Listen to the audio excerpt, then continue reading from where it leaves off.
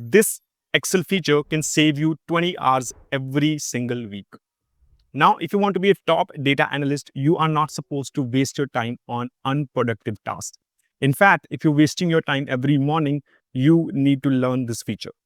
Now think about this. You have 100 files in a folder and now you want to extract data only from Excel files. How would you do that? Manually? Well, it will take at least 1 hour to do that. But with this feature, you can do it in a few clicks. The name of this feature is Power Query. But what is Power Query? Well, Power Query is Microsoft's ETL. That means you can extract your data, you can transform that data, and then you can load that data into your worksheet. But that is not the best part. The best part is Power Query is dynamic. So once you do a setup, you create a workflow, you don't need to do it again and again. You just need to refresh and it will do everything for you in a few seconds. And by the end of this video, you will be like a genius in your office. So let's start. The most important thing to getting started with Power Query is to load our data into the Power Query editor. Now, if you look at my screen, I have this data here and I want to load this data into the Power Query editor. So for this, what I'll do, I'll go to Data tab, and here on the very left of my screen, I have this section here that says Get and Transform Data. And this is the section in the Data tab where all the options related to Power Query are listed. And when I click on this drop down that says Get Data, further, I have all the options to get data into the Power Query editor. Now, to load this table into the Power Query editor, I'm going to go to From Other Sources, and from there, I'm going to click on From Table or Range. You can also use this option from here that says From Table and Range. It's the same button, but outside the Get Data dropdown. So when I click on this, first of all, it asks me to convert this data into an Excel table. So that is one important thing. Whenever you want to load your data into the Power Query editor, that data needs to be an Excel table. So I'm going to click OK. And within a few seconds, it will load my data into the Power Query editor. And here we have this Power Query editor where we do all kind of transformation to our data. Now here, if you look at, we have these tabs here, just like Excel ribbon. And all the options that we have in Power Query to transform our data are listed on these 4 tabs. And here we have our data. And this is the list of queries that we have in the Power Query editor. And here we have one of the most important section of Power Query editor. Now, what happens is whenever you do anything in Power Query, that activity will be listed here as a step. We're going to see this in a few seconds when we are going to transform our data. And now it's time to use Power Query with a real life example. So now I have this folder here, and in this folder, I have data for 4 different countries. But the problem is for every country, I have 3 different files, CSV, a text, and XLS.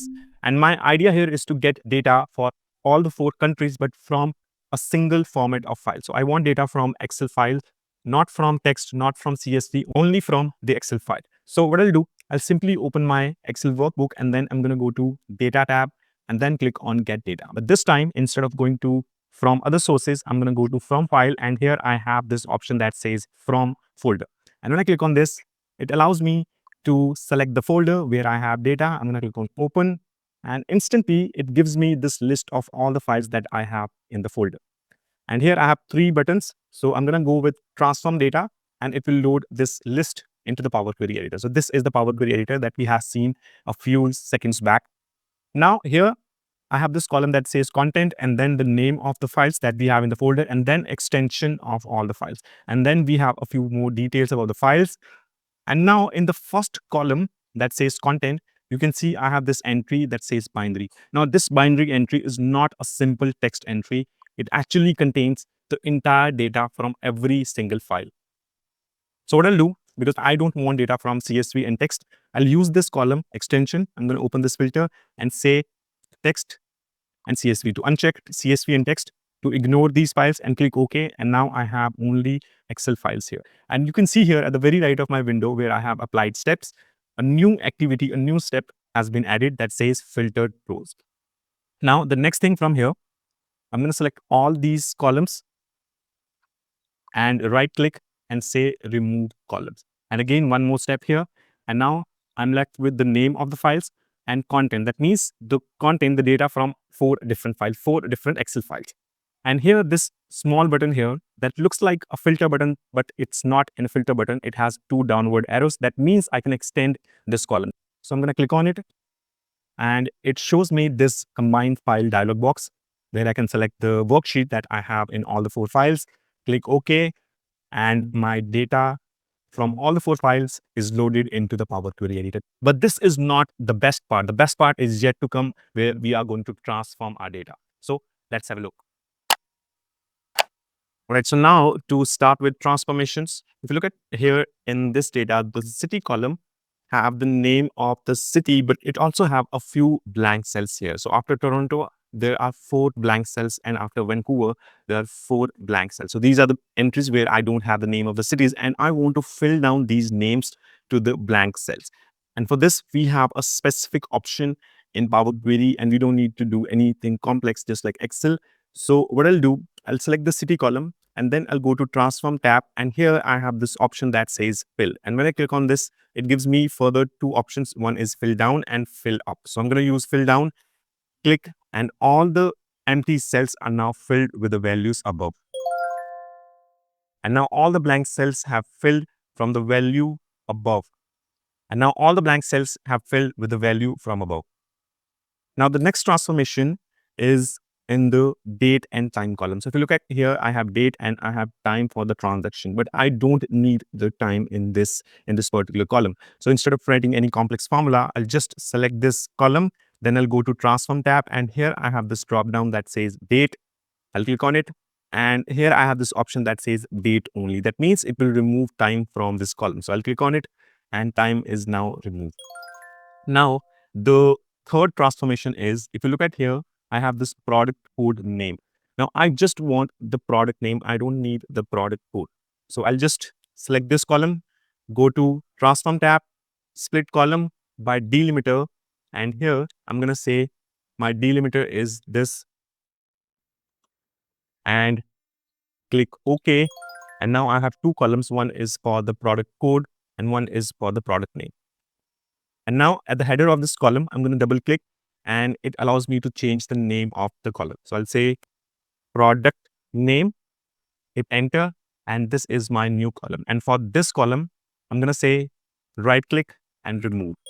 Before we move, let me show you in the apply steps section, whatever I'm doing is now listed as a step. So every activity that I'm doing in Power Query Editor is now listed as a step. If I want to go back to a particular step, I can just click on it and it will take me to that particular point of the transformation. So let me just come back and move to our next transformation.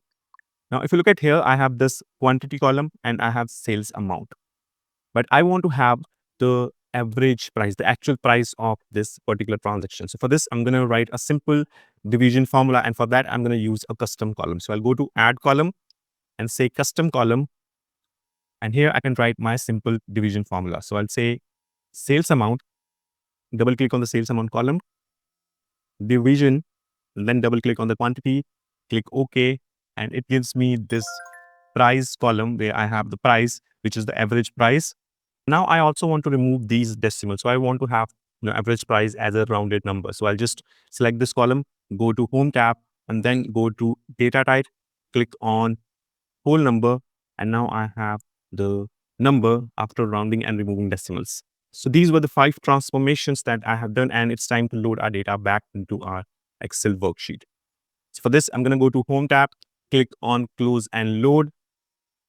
And here I have my data after all the transformations from those files after filtering the CSV and text files, and data is only from the Excel file. So we have done 2 different things. One is filtration. So we have done 3 different things. The first is filtration of files, and then combining data from Excel files, and then our 5 different transformations to the data. And now the next thing is to build a report.